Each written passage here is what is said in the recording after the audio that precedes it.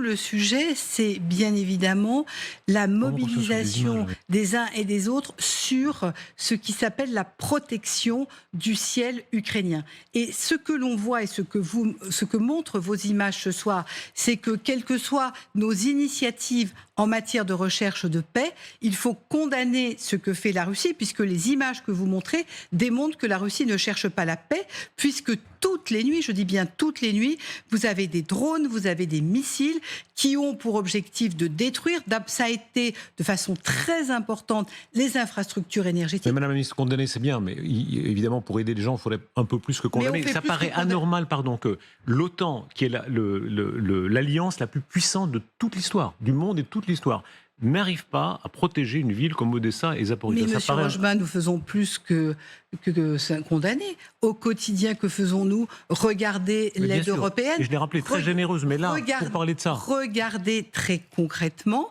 la manière dont nous sommes aux côtés de l'armée ukrainienne tous les jours. Et qu'est-ce que nous faisons? Nous sommes là en Européens avec des éléments majeurs. Ces éléments majeurs, ce sont bien évidemment des missiles, ce sont des radars qui permettent d'accompagner les Ukrainiens dans la démarche qui est la leur.